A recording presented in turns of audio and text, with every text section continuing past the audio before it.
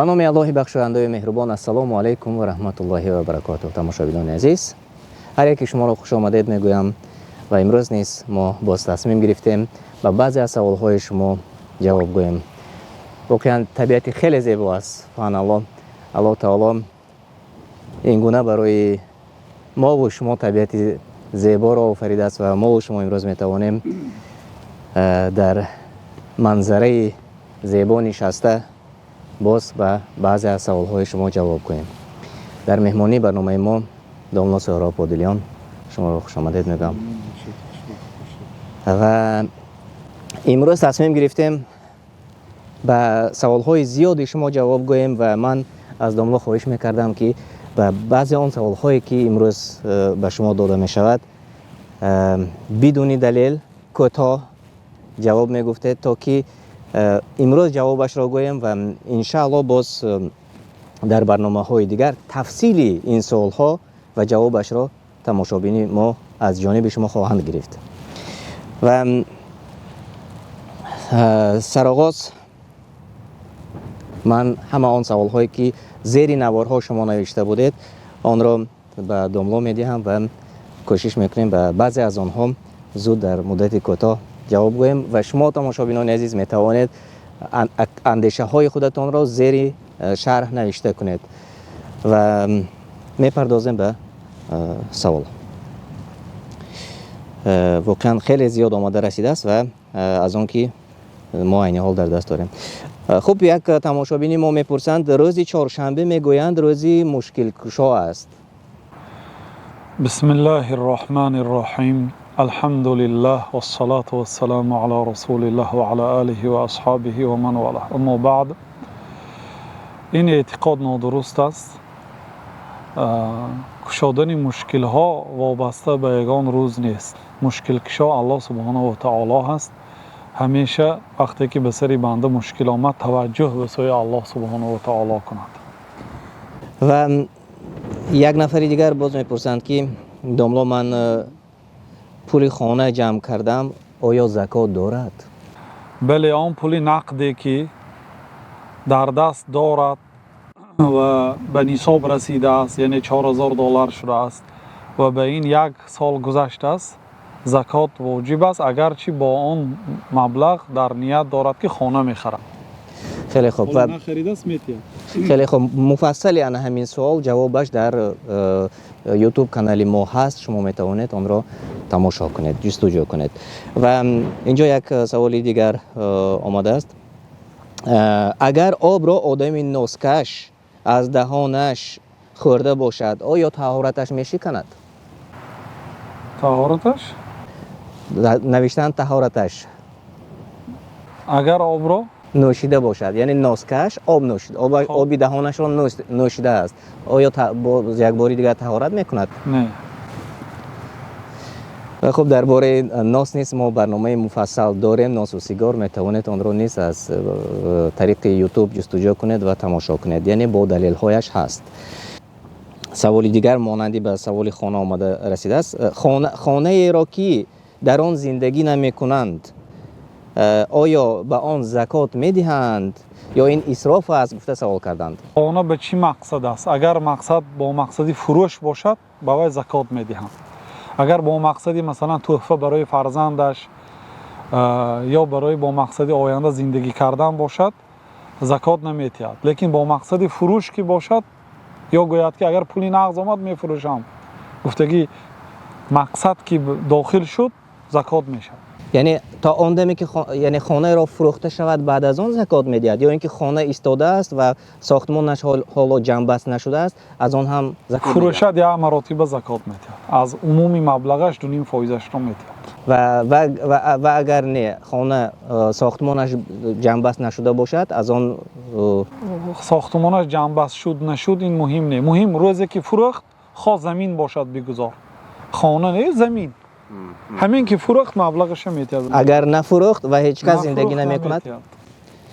خب یک سوال واقعا درباره همین سوال بسیار حتی بین برادرایی که علم دارند گاگا بحث می شود. درباره سپند آمده است داملا. اینجا میپرسند که آیا در خانه سپند یعنی 1000 اسپند دود کردن جایز است، ممکن است گفته پرسیدند؟ هیچ باکی ندارد. همچون برای مثلا طبابت، همچون برای بوی خوشش استفاده بردن هیچ گپ نیست. لیکن اعتقاد کردن که دود کردن سپند فلان خوشبختی ها رو میارد یا فلان بدبختی ها رو دور میکند، این اعتقادها نادرست است. لیکن خودش یک گیاهی خوشبوی است، هیچ گپی ندارد که انسان در خانهش استفاده برد. خیلی خوب. و ناخن گرفتن در روزی سه شنبه ممکن است و یا بعد از ساعت یک شب ساعت روزی سه شنبه ممکن است که ناخن گرفته سوال کردن؟ این به فکرم در زیر همون نوار روزی سه شنبه ناخن گرفتن جایز نیست یا هست گفته پرسیده بودن. گفتیم که باکی ندارد، شب میگیرد روز میگیرد هیچ گپی ندارد. در شریعت یعنی این مسئله های وسیع هست، شریعت تنگ نکرده است، اجازت است، شب است روز است اجازت است. خیلی خوب. و مثل همین سوال باز دوملو میگویند که به حاجت خانه در آمدن با پای راست و با پای چپ و یا اینکه بر آمدن با پای راست این یگان به این دلیل هست که جناب رسول الله صلی الله علیه و سلم با پای چپ می در آمدند و با پای راست می بر آمدند، برای آنکه بیرون بهتر از حاجت خانه است. چون که حاجت خانه مکان افلاس، حتی مکانی که جای ذکر ممکن نیست، جای محضر شیطان ها هست، جایی که شیطان و جن ها حاضر میشد، جای بد است. بنابراین با پای چپ می در آمدن و با پای راست می بر آمدن، خلاف مسجد. و مسجد با پای راست وارد می شدند و با پای چپ از مسجد خارج می شدند. خب وقتی داخل شدن بسم الله را ندر آمده به حاجت خانه میگویند یا اینکه ندر آمده بعدی در آمدن گپ نمیزند. در حاجت خانه حتی گپ های دنیوی هم ممکن نیست. و وقتی بر آمدن از حاجت خانه غفرانک که نه الله گناه مرا بخش. خیلی خوب. و بیایید به سوال دیگر میگذاریم. نمازی خب اشراق از ساعتی چند تا چند ممکن است؟ خب اول بیایید کوتاه درباره همین اشراق چی است؟ یعنی بعضی علما میگن که نماز اشراق و نماز ضحی هر دوش یک گپ است. اصلی کلمه اشراق شروق یعنی برآمدن آفتاب، نسبتاً به برآمدن آفتاب، یعنی بعد برآمده شدن آفتاب و جدا شدن آفتاب قدر یک نیزه. در نظر بیننده آفتاب اگر از زمین قدر یک نیزه کنده شود، بعد نماز خواندن اجازت است. و نماز اشراق بعضی علما از نماز ضحی فرق میکنند. میگن که نماز اشراق اون نماز است که بنده نماز فرض بامداد را خوانده است، در جایی که خوانده است نشسته است تا برآمدن آفتاب. آفتاب که قدی نیزه برآمد یعنی بعد 15 دقیقه اطراف 10-15 دقیقه میبراید. بعدی برآمدن آفتاب با 10-15 دقیقه منتظر میشه، بعد 2 رکعت نماز خواند، ثواب عمره را میگیرد گفتن پیامبر صلی الله علیه و سلم در حدیث. خلاصه این اشراق است میگن. لیکن اگر اشراق عام گوییم مانند ضحی، بعدی برآمدن آفتاب قدی یک نیزه تا وقتی قیام، تا وقتی که آفتاب از حرکت باز می ایستد، این تقریبا 3 دقیقه پیشتر از اذان پیشین.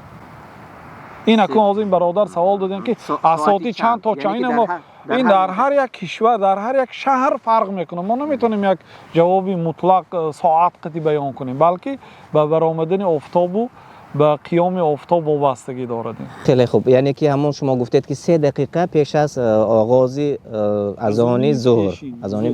خیلی خوب. من امید میکنم که تماشابین ما جواب خودشان را گرفتند. و خب یک سوالی دیگر آمده است اینجا. واقعا بعضی سوال ها کس را تبسم میکنند دوملو. به هر حال سوال است و نیاز مردم است. میگویند که ما در مسافرت در دولت‌های کفار و باز اینجا گفتند که در دولت‌های مشرکا زندگی میکنیم گفتند.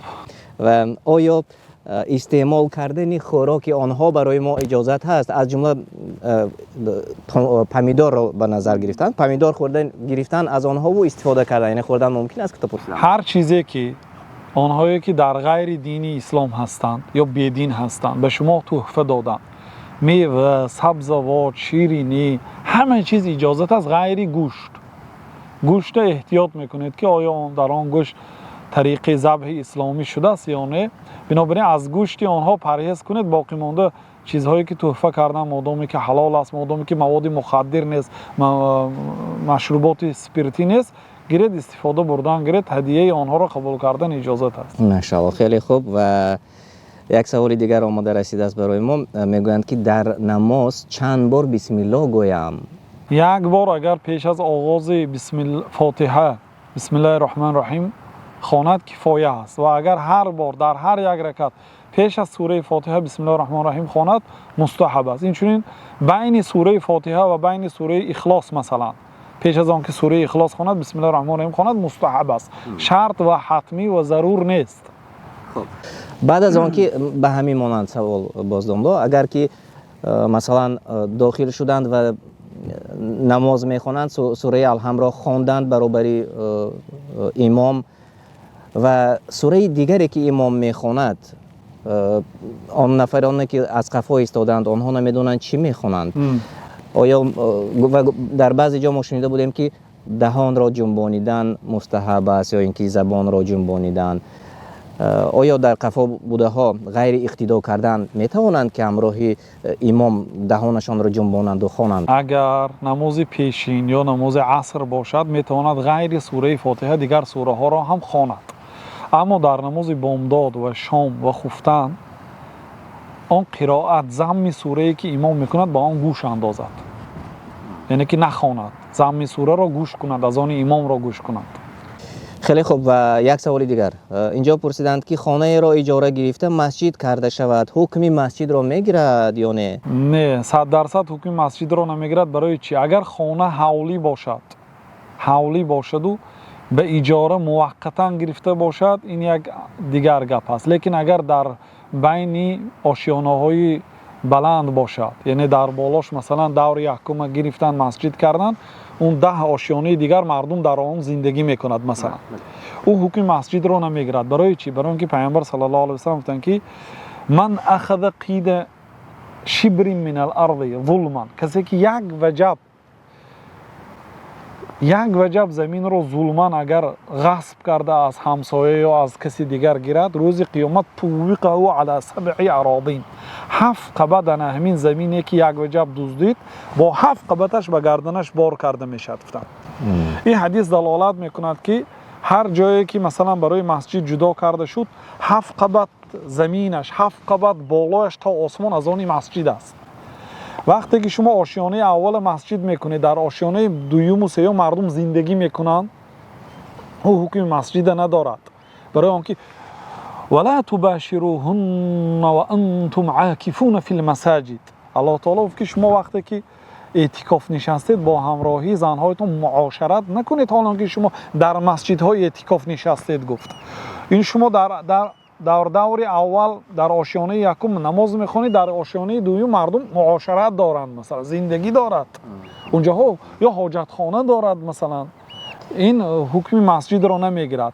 و بعضی مسجدها را دیدیم که در مقصد از ضرورت باشد شاید، لیکن اگر مادامی که مسجد ساختنی باشد حاجت خانه و طهارت خانه را از مسجد کمتر دورتر کنید تا اینکه 7 قبطی مسجد تا آخر مسجد باشد. در بعضی جاها اتاق و مثلا به مکتب و دیگر چیزا کردن، اونها یعنی که به نام مسجد نیست، به نام مرکز اسلامی. بله. چون در آشیانه دومش حتی به دیگر مردم اجاره داده شده است، به ساحه های غیر دینی مثلا، بنابراین اونجا حکم مسجد نمیگیرد. خیلی خوب. ما گفتیم که به دلیل جواب میگویم، اما بدون این نمیشد درگاه جا بعضی سوال ها نافهمه میموند. بله. و دوام همین سوال، آیا در همین گونه مسجد ها خواندن نماز جمعه فرض می شود به انسان؟ گفته پرسیدم. اگر دیگر جای جمعه خوانی نباشد، مسجد نباشد در نزدیکی ها، علل خصوص در دیاری مثلا غیر مسلمان ها، بله، دیگر علاجی ندارن، همونجا جمعه میخوانند، اجازت از شما خواندن. خیلی خوب.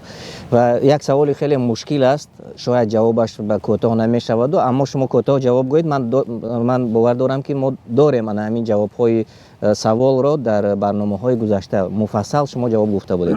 اینجا گفتند که معنای فاسق و منافق را میگفتید. فاسق در لغت عرب فسقت الرطبه اذا خرجت، برآمدن را میگویم. خرما هم از همون از غنچه خودش که برآید نه وقتی که میسبزد همون رو فسقت میگن برآمد. اصل کلمه فسقه برآمدن. فاسق آن آدمی که از حدود امرهای شریعت برآمده است. دو خیلی میشد. فاسقی که از امرهای شریعت بیرون برآمده است یعنی گناه کرده است. دومینش از دایره اسلام برآمده است. نسأل الله سلامت و العافیه یعنی که کافر شده است. که الله تعالی بعضی کافرها را اولئک هم الفاسقون گفت. اینا کافر هستند گفت. یعنی که فاسق آن آدمی که گناه میکند. اما منافق از کلمه نافقا یک حیوان هست که مانند موش به زمین سوراخی میکند و از دیگر طرف میبراید. حیوانی که او را خواست دستگیر کند آمده در اینجا منتظر میشد و از دیگر سوراخی برآمده میرود. یعنی که او دو جای برآمدگاه دارد. از همین کلمه منافق گرفته شده است. منافق آن آدمی که دو روی دارد. یعنی به نزد مسلمان ها آمده خود را مسلمان میتراشد ولی که در اصل و کافر است. خیلی خوب. سلامت و العافیه. خب فکر میکنم که جواب سوال شما رو گرفتند و بیاید به یک سوال دیگر باز جواب میگویم. السلام علیکم. علیکم السلام. سوال من همین است که درباره چیزی گم شده خصوصا درباره گوسفند و بز در شریعت اسلام میگفته چی حکم داره؟ بله وقتی که پیامبر صلی الله علیه و سلم آیید گوسفند پرسیده شدن گیر وای رو گوسفند رو اگر تو نگیری یا دوز میگیرد یا برادرت میگیرد یا گرگ میخورد گفتم.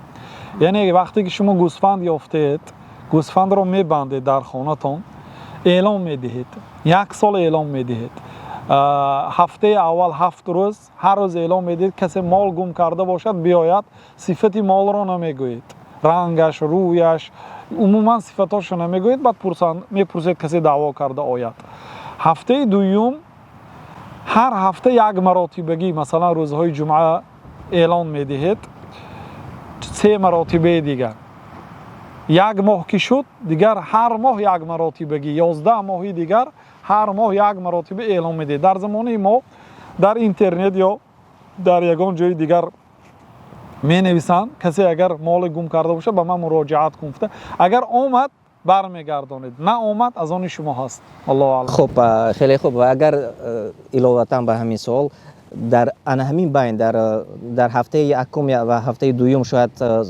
صاحبش پیدا نشد و مال بیمار شد باید کشته شود چیکار میکند؟ اگر باید کشته شود کشته هم میگیرد خورده هم میگیرد یا فروخته هم میگیرد هر وقتا که صاحبش آمد همون مبلغی چند کیلوگرم گوشتی کرد همون رو برمیگرداند غیر از آنی که صرف و خراجات کرد. این آدم برای وی تعام داد صرف و خراجات کرد مهنت کرد نگاه و بین کرد اونها رو ترک میکنه. خیلی خوب.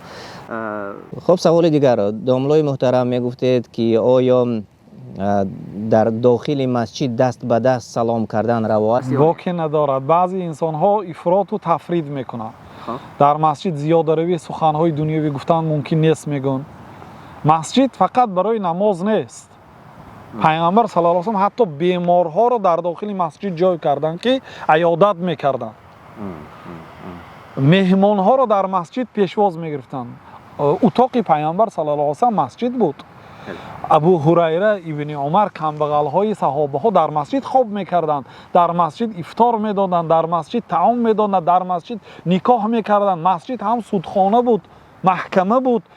در مسجد قائد جنگ برای مردم اسلوب جنگ و نقشه های جنگ را میکشیدند. این مسجد فقط برای نماز خواندن نیست، برای عبادت نیست، فقط مدرسه بود، دانشگاه بود، مکتب بود، سیاست بود، همه چیز در داخل مسجد بود. بنابراین سخنهای دنیوی هم در داخل مسجد گفتن در حالت ضرورت هیچ باکی ندارد.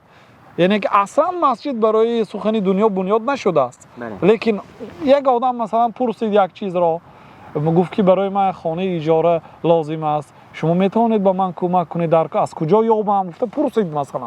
هیچ گپی ندارد برادرای عزیز. خیلی خوب، امیدوارم که فهمیدند. اما درباره تجارت در مسجد یگان چیز بله، درباره تجارت نهی آمده است که پیامبر صلی الله علیه و سلم در مسجد تجارت نکنید گفتند. یعنی روزهای جمعه میبرند و بیرون از مسجد یگان چیز میفروشند. بیرون از مسجد باشد در کوچه مسجد هیچ گپی ندارد. اما در داخل مسجد؟ در داخل مسجد حرام است. سوال دیگر آمده رسیده است. دنبال میگویند که با همین کرته نیم آستین چیزی که ما میگوییم، یا اینکه با آن فوتبالکاهایی که آستین کالته است با آن نماز خواندن ممکن است که پرسیدند؟ بله، نماز خواندن ممکن است و لیکن زینت را گرفتن خوب است. الله تعالی خودو زینتکم عند کل مسجد گفت. وقتی که شما به نماز میایستید زیب و زینت خود را گیرید، یعنی فسان شوید، خوش رو لباس پوشید. بودن صحابه‌ای که فقط با ایزار نماز می‌خواندند برای اینکه ریدا نداشتن، یعنی پارچه قسم دویمش رو نداشتن از جهت کمبغلی. نماز آنها درست بود، لیکن مکروه است اگر باشد و نخوانید. خیلی خوب. و سوال دیگر، مستحب کرده بودم بعد از 2 ساعت آن آیا طهارت دستور کنم میشود؟ یعنی باقی ندارد. شرط نه که پیش از طهارت مستحب کنه، یعنی بین آنها فاصله باشد، هیچ گپی ندارد. مثلا به حاجت خانه ساعتی 10 در آمد، یک بار مستحب کرده برآمد، ساعتی 1 پیشین است، ساعتی 12 یک بار طهارت کرده میگیرد، به مستحب، به استنجا، برای آنکه کرده بود. اگر مبادا همه رکن مثلا طهارت را کرده است اما پاچه هایش را، پای هایش را نشسته است یا مسح نکرده است، مثلا یا فراموش کرده است، میتواند که برگشته تنها فقط پای ها را مسح کند؟ اگر مدتش دراز نباشد، به مقدار باشد که روی و دستانش حالا خشک نشده باشد، فاصله دراز نباشد. به همین مانند باز یک سوالی دیگر داملا میگفتید که آنهایی که ریششان گفتن درازتر است غیر از طهارت دستور کردن باز یک نمود محسی ریش بوده است، چگونه است آن؟ ریش یعنی وقتی که روی ها رو میشوید با همین تری انگشت ها ریش ها رو خلال میکند، یعنی با انگشتانش، یعنی شستن شرط نه. ریش اگر غفص باشد، ریش اگر تنوک باشد و از زیر ریش پوست نمایان باشد، در این حالت میشوید اون ریش ها رو. بله. و اگر ریش دراز باشد باید که خلال ریش میکنه. خلال ریش معنایش انگشتان را خلال نرسان میگویند که یعنی به مابینش در آوردن است. تماشابینان عزیز، ما دوام میدهیم برنامه رو و سوال های دیگری شما رو من انشالله این لحظه ها میخونم. داملا از شما میپرسند که نماز ویتر با جماعت میخواند، مثلا ایمان میخواند به مثل فرض، ما چگونه خوانیم؟ گفته سوال دادند. نماز ویتر رو در غیر رمضان جماعت خوانده نمیشد مثل فرض، فقط در رمضان جماعت خواندنش مشروع است. بله. برادر عزیز یک سوال داشتم، آیا کوکنار را چای کرده خوردن درست است؟ نه، کوکنار حرام است برادرها. گناه کوکنار 120 مراتبه از عرق بزرگ است. انشالله درباره کوکنار و افیون و درباره تمام انواع مواد مخدرات یا نوار علاهیده میکنیم انشالله. از این پرهیز کنید، تبابت کنید، کار کنید که از این دور است که دنیا آخرتتان میسوزد برادرایی که کوکنار را قطعی چای میخورید. خیلی خوب. و داملا در آخر یک دعا میکردید و ما برنامه رو جمع بست کنیم. الله سبحانه و تعالی دنیا آخرت ما شما را آباد گرداند، در راه صراط المستقیم استوار گرداند. ربنا آتنا في الدنيا حسنة وفي الآخرة حسنة وقنا عذاب النار وصلى الله وسلم على نبينا محمد وعلى آله وصحبه أجمعين. فاسألوا أهل الذكر إن كنتم لا تعلمون. و اگر خود نمیدانید از اهل علم بپرسید. از این آیه چنین قاعده برمی آید که اگر انسان چیزی را از مسائل دینی نفهمد باید از عالمان ثابت قدم در علم بپرسد. تفسیر سعدی.